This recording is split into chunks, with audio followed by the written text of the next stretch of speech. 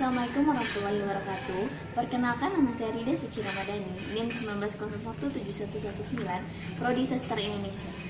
Di sini saya akan menampilkan sebuah video mind mapping saya yang berjudul Sejarah Sastra pada Angkatan 45. Selamat menyaksikan. Pertama, saya akan membahas tentang sejarah penamaan sastra angkatan 45. Sastra angkatan 45 ini lahir saat Indonesia masih dalam belenggu pendudukan Jepang, menuju kemerdekaan dan terjadinya perubahan iklim politik di Indonesia. Kelahiran angkatan ini memberi warna baru dalam angkatan sastra Indonesia dan penuh kontroversi. Kontroversinya, angkatan 45 ini berani untuk mendobrak dan melanggar aturan-aturan sastra yang telah dibuat sebelumnya. Sastra angkatan ini mengikrarkan dirinya dan mempunyai identitas yang jelas, tidak seperti angkatan sebelumnya yang tunduk pada penjajah yang dianggap mencoreng dan mengkhianati bangsa Indonesia itu sendiri, seperti halnya yang dilakukan oleh Angkatan Bali Pustaka. Sastra angkatan 45 ini menjadi pusat perhatian para sastrawan di seluruh Indonesia. Hal ini merujuk pada beraninya sastra ini dalam melanggar aturan sastra yang ada. Oleh karena itu, hal inilah menjadi ciri khas dan lahirnya identitas baru dalam sastra angkatan 45 ini. Penggerak dalam sastra angkatan ini pun mereka yang menaruh perhatian besar, memberi sumbangsih buah pikirannya dan berjuang bersama dalam sastra angkatan ini. Para sastrawan yang tergabung dalam sastra angkatan ini seolah ingin bebas dari kekangan budaya asing yang mengikat budaya Indonesia. Mungkin sebagian Anda bertanya, mengapa tidak dipakai penjaga angkatan 42 untuk menyebutkan angkatan sastra ini? Alasannya, karena golongan ini diberi nama kemudian yaitu setelah proklamasi kemerdekaan. Usul Rosian Anwar untuk nama angkatan periode ini adalah penjaga angkatan 45 yang segera mendapat dukungan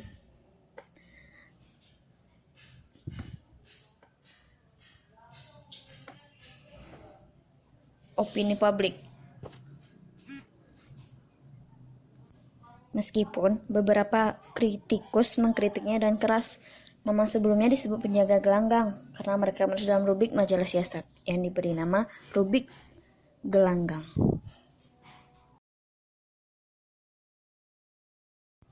Selanjutnya, adapun surat kepercayaan gelanggang pada angkatan 45 ini, yaitu pernyataan sikap dari beberapa sastrawan Indonesia yang kemudian hari dikenal sebagai angkatan 45. Kami adalah ahli waris yang sah dari kebudayaan global dan kebudayaan ini kami teruskan dengan cara kami sendiri. Kami lahir dari kalangan orang yang banyak dan pengertian rakyat bagi kami adalah kumpulan campur baur dari mana dunia-dunia baru yang sehat bisa dilahirkan. Keindonesiaan kami tidak semata-mata sebab kulit kami yang sawo matang, rambut kami yang hitam, atau tulang pelipis kami yang menjorok ke depan, tapi lebih banyak oleh apa yang diutarakan oleh wujud pernyataan hati dan pikiran kami. Kami tidak akan memberikan suatu kata ikatan buat kebudayaan Indonesia. Kalau kami berbicara tentang kebudayaan Indonesia, kami tidak ingin kepada melap-lap hasil kebudayaan lama sampai berkilat dan untuk dibanggakan, tetapi memikirkan sesuatu kehidupan kebudayaan baru yang sehat. Kebudayaan Indonesia diterapkan oleh kesatuan berbagai rangsang suara yang dalam bentuk suara sendiri. Kami akan menentang segala usaha-usaha yang mempersempit dan menghalangi tidak betulnya pemeriksaan ukuran nilai. Revolusi bagi kami ialah penempatan nilai-nilai baru atas nilai-nilai usaha yang harus dihancurkan. Demikianlah kami berpendapat bahwa revolusi di tanah air kami sendiri belum selesai. Dalam penemuan kami mungkin tidak selalu asli yang pokok. Ditemui itu ialah manusia. Dalam cara mencari, membahas, dan menalah kami membawa sifat sendiri. Penghargaan kami terhadap keliling masyarakat adalah penghargaan orang-orang yang mengetahui adanya saling pengaruh antar masyarakat dan seniman. Jakarta, 18 Februari 1950. Selanjutnya, pelopor angkatan 45, yakni terdiri dari Khairil Anwar, Asrul Sani, Rifai Apin, dan Idrus. Selanjutnya, pengarang yang ada pada angkatan 45. Yang pertama yakni Khairil Anwar. Beliau lahir di Medan, Sumatera Utara pada tanggal 26 Juli 1922 dan meninggal di Jakarta 28 April 1949 pada umur 26 tahun. Beliau adalah penyair terkemuka Indonesia. Ia diperkirakan telah menulis 96 karya termasuk 70 puisi. Bersama Asrul Sani dan Rifai Apin, ia dinobatkan oleh HB Jasin sebagai pelopor angkatan 45, sekaligus puisi modern Indonesia. Karya tulis yang diterbitkan sangat banyak sekali. Yang pertama, Deru Campur Debu, Kerikil Tajam dan Yang Terampas dan Putus, 3 Menguak Takdir, Aku Ini Binatang Jalang, Derai-Derai Cemara, Pulanglah Dia Si Anak Hilang, dan Kena Gempur. Yang kedua, Asrul Sani, seorang sastrawan yang lahir di Rau, Sumatera Barat pada tanggal 10 Juni 1927 ini, menjadi seorang penyair yang masuk dalam angkatan 45 yang berusaha menghindari masalah angkatan dan tidak setuju dengan semboyan yang sering digunakan oleh pengarang angkatan 45. Karya yang diciptakannya berupa saja, cerpen, dan esai. Berikut adalah beberapa karya yang diciptakan oleh Asrul Sani, yaitu Saja yang berjudul 3 Menguak Takdir yang diterbitkan pada tahun 1950 bersama Khairil Anwar dan Rifai Apin. Puisi Mantera, esai Fragmen Keadaan, esai Surat dari Jakarta, dan cerpen Museum. Selanjutnya, Rifai Apin. Lahir di Padang Panjang pada tanggal 30 Agustus 1927 ini, telah banyak menulis puisi sejak masih di sekolah menengah. Rifai Apin merupakan satu-satunya pelopor angkatan 45 yang belum menerbitkan karyanya dalam bentuk buku. Meskipun jumlah sajanya telah memenuhi syarat untuk dibukukan, puisinya yang telah dibukukan hanya ada pada kumpulan puisi 3 Menguak Takdir. Selanjutnya, Abdullah Idrus. Lahir di Padang, Sumatera Barat pada tanggal 21 September 1921 dan meninggal di Padang, Sumatera Barat 18 Mei 1979 pada umur 57 tahun. Beliau adalah seorang sastrawan Indonesia. Perkenalan Idrus dengan dunia sastra sudah dimulai sejak duduk di bangku sekolah, terutama ketika di bangku sekolah menengah. Ia sangat rajin membaca karya-karya roman dan novel Eropa yang dijumpainya di perpustakaan sekolah. Ia pun sudah menghasilkan cerpen pada masa itu. Adapun karya novel, karya cerpen, dan karya dramanya. Yang pertama, karya novelnya yang berjudul Aki, Coret-coret di Bawah Tanah, Dengan Mata Terbuka, Hati Nurani Manusia, Hikayat Petualang 5, Hikayat Putri Penelope, Perempuan dan Kebangsaan, dan Surabaya. Adapun cerpennya Anak Buta dan Dari Ave Maria ke Jalan Lain ke Roma. Karya dramanya Dr. Bisma, Jipaku Aceh, Kejahatan Membalas Dendam, dan Keluarga Surono. Selanjutnya, Akdiat Karta Miharja, lahir di Cibatu, Garut, Jawa Barat, 6 Maret 1911 dan meninggal di Canberra, Australia, 8 Juli 2010 pada umur 99 tahun, yang lebih dikenal dengan nama pena singkatnya Akdiat K. Miharja. Seorang sastrawan dan penulis Indonesia, beliau menjadi sangat terkenal setelah ia menerbitkan sebuah novel berjudul Ateis pada tahun 1949.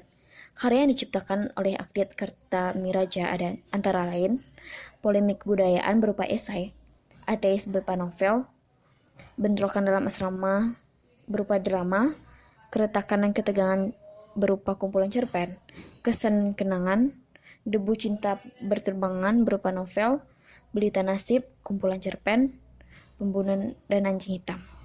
Dan yang terakhir, Pramoedya Anantatur, lahir di Blora tanggal 2 Februari 1925. Ia sudah mulai mengarang sejak zaman Jepang dan pada masa awal revolusi menerbitkan buku Kranci dan Bekasi Jatuh pada tahun 1947.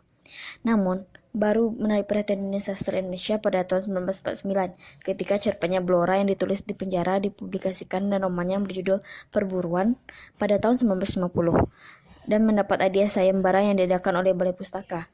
Karya-karya Pramoedya ini yakni Bukan Pasar Malam, Di Tepi Kali Bekasi, Gadis Pantai Keluarga Gerilya, Jerita dan Dari Blora, dan yang berbentuk roman.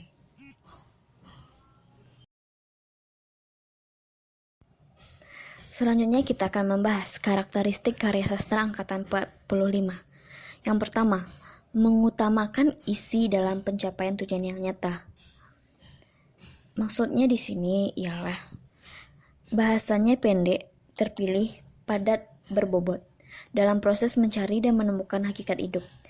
Seni adalah sebagai sarana untuk menopang manusia dan dunia yang sedalam-dalamnya. Yang kedua, ekspresionis, yaitu selalu menekankan pada segenap perasaan atau jiwa sepenuhnya. Adanya aku atau subjek, kalimat yang digunakan tidak panjang, tetapi kalimat pendek berisi dan seringkali menggunakan kalimat yang hanya terjadi dari suatu patah kata saja. Yang ketiga, individualis, lebih mengutamakan cara-cara pribadi. Yang keempat, humanisme universal, bersifat kemanusiaan umum. Indonesia dibawa dalam perjuangan keadilan dunia. Yang kelima, tidak terikat oleh konvensi masyarakat. Yang penting adalah melakukan segala percobaan dengan kehidupan dalam mencapai nilai kemanusiaan dan perdamaian dunia. Yang keenam, tema yang dibicarakan humanisme, mengenai penderitaan rakyat, moral, keganasan perang dengan keroncongnya lapar. Dan terakhir, realisme, yang selalu berusaha melukiskan keadaan atau peristiwa sesuai dengan kenyataan. Karya sastra angkatan 45 baik puisi maupun prosa banyak dipengaruhi oleh aliran realisme tersebut. Selanjutnya, kita membahas karya sastra yang ada pada angkatan 45, yaitu terdiri dari puisi, prosa, dan drama. Puisi angkatan 45. Biasanya puisinya bebas, tidak terikat pembagian bait, jumlah baris, dan persajakan. Pilihan kata atau diksi mempergunakan kosakata bahasa sehari-hari, menggunakan kata-kata, frasa, dan kalimat ambigu, sehingga bermakna ganda dan banyak tafsir. Yang keempat, mengekspresikan kehidupan batin dan kejiwaan manusia melalui peneropangan batin sendiri. Contohnya, pada puisi Aku, Khairan Anwar. Selanjutnya, prosa pada angkatan 45. Pada prosa ini, banyak menggunakan alur sorot balik, meskipun ada juga alur lurus. Sisipan-sisipan cerita sangat dihindari, sehingga alurnya padat. Penokohannya secara analisis fisik tidak dipentingkan, tapi ditonjolkan analisis kejiwaannya, dan tidak dengan analisis langsung, melainkan dengan cara dramatik. Mengemukakan masalahnya juga berupa kemasyarakatan, diantaranya kesengsaraan hidup, kemiskinan, kepinjam-pinjangan dalam masyarakat, dan perbedaan kaya dan miskin. Prosa ini dapat kita lihat pada prosa ateis oleh Agdet K. Miharja. Yang terakhir, drama. Drama pada angkatan 45 ini saya ambil dari Abdullah Idrus. Drama-dramanya yakni Dr. Bisma, Jibaku Aceh, Kejahatan Membalas Dendam, dan Keluarga Surono. Selanjutnya, pembahasan kita tentang perbedaan angkatan 45 dengan pujangga baru. Yang pertama, bentuk atau struktur puisinya mengikuti bentuk atau struktur puisi baru, seperti soneta, distikon, tersina, oktav, dan sebagainya. Sedangkan puisi pada masa pujangga baru masih memiliki sifat semikiat. Sedangkan puisi pada angkatan 45, puisinya bebas, tidak terikat oleh pembagian bait, baris, dan persajakan. Dan ciri yang kedua, terdapat pada puisi angkatan pujangga baru adalah pilihan kata-katanya, diwarnai dengan kata-kata yang indah, seperti dewangga, nan, kelam, bonda, dan sebagainya.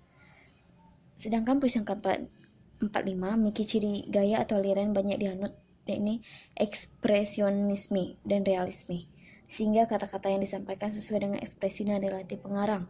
Jarang lagi dijumpai kata-kata yang indah yang masih tergolong bahasa Melayu Indonesia. Yang ketiga, pada gaya penulisan, puisi angkatan pujangga baru memiliki ciri kiasan yang banyak dipergunakan oleh gaya bahasa simetris. Sedangkan pada angkatan 45, diksinya yang mengemukakan pengalaman batin yang mendalam dan mengungkapkan intensitas arti kosakatanya, yakni bahasa sehari-hari sesuai dengan aliran realisme. Yang keempat, puisi angkatan pujangga baru menggunakan gaya ekspresi aliran romantik. Sedangkan pada 45, menggunakan gaya bahasa metafora dan simbolik, dan banyak digunakan kata-kata, frase, kalimat bermakna ganda, menyebabkan tafsiran ganda bagi pembacanya.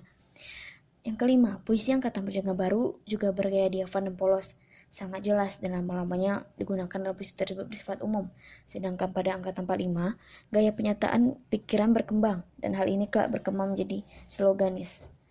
Dan terakhir, yakni pada puisi pujangga baru, rima atau persajakannya dijadikan sarana kepuitisan. Sedangkan pada angkatan 45 lebih banyak menggunakan majas dengan gaya ironi dan sinisme.